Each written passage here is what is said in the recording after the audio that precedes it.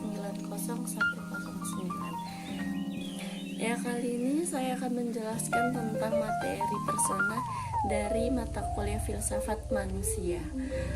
Definisi persona bisa didapat dari berbagai macam bidang keilmuan. Secara umum, persona dapat diartikan sebagai role alias peran. Kata persona berasal dari kata Latin yang artinya topeng. Menurut Carl Jung, persona adalah wajah yang ditampilkan oleh seseorang kepada dunia untuk memberikan kesan kepribadian tertentu pada sekitar atau menyembunyikan sifat asli orang tersebut terhadap dunia. Setiap orang di dunia ini hanya menampilkan sebagian dari kepribadian aslinya. Sebagian lain tersembunyi dalam topeng, sehingga mungkin tak ada seorang pun yang tahu. Pembentukan persona dimulai sejak kecil, agar supaya belajar kepribadiannya dan belajar menjadi seseorang yang diterima oleh sekitarnya. Manusia sebagai persona menurut 3 pandangan. Yang pertama, pandangan ontologis. Dalam pandangan ontologi, tekanan manusia sebagai pribadi yang diletakkan pada rasionalitas dan individualitas.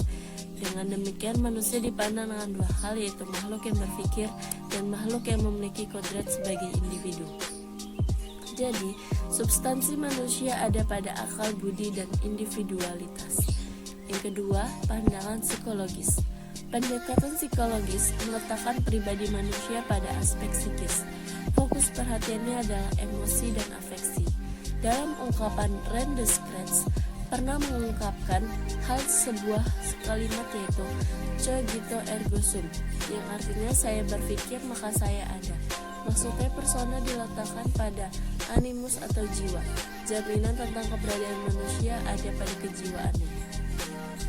Yang ketiga, pandangan dialogis.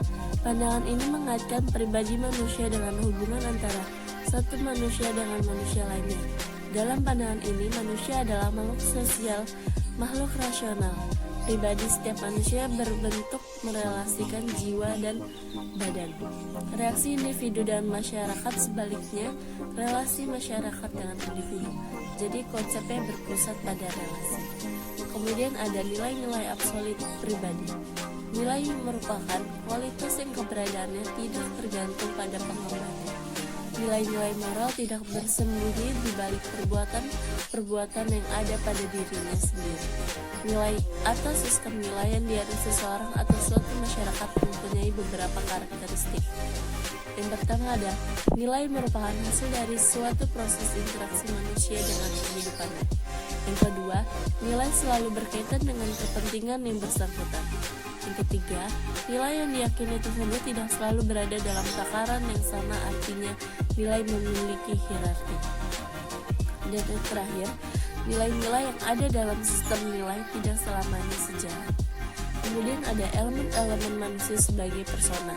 Yang pertama ada karakter. Setiap pribadi memiliki karakter yang unik.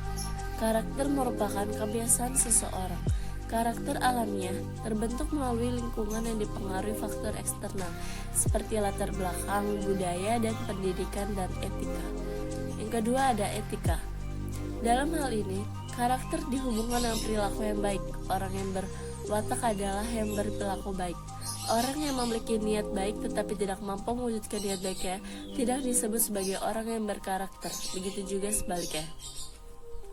Yang ketiga ada akal budi. Akal budi merupakan elemen-elemen person yang paling hierarki. Akal budi merupakan keistimewaan manusia.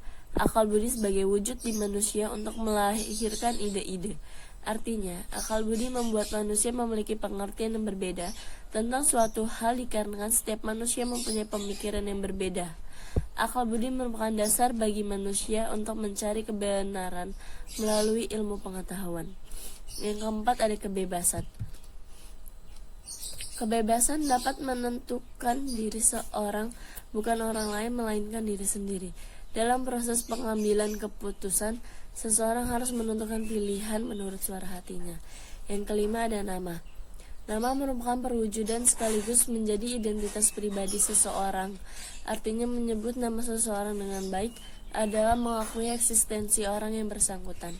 Yang keenam, suara hati. Suara hati merupakan pedoman hidup bagi setiap orang dalam mengambil keputusan untuk menentukan perilaku hidupnya, karena suara hati merupakan lambang martabat dan hakikat kemanusiaan yang paling dalam dari seseorang. Yang terakhir, yang ketujuh, perasaan. Perasaan merupakan ungkapan lubuk hati yang paling dalam dari setiap pribadi. Perasaan tidak dibicarakan secara kolektif, melainkan dikaitkan dengan pribadi. Menghargai perasaan seseorang juga penting karena perasaan terkait dengan pribadi. Sekian presentasi dari saya, kurang lebih mohon maaf. Wassalamualaikum warahmatullahi wabarakatuh.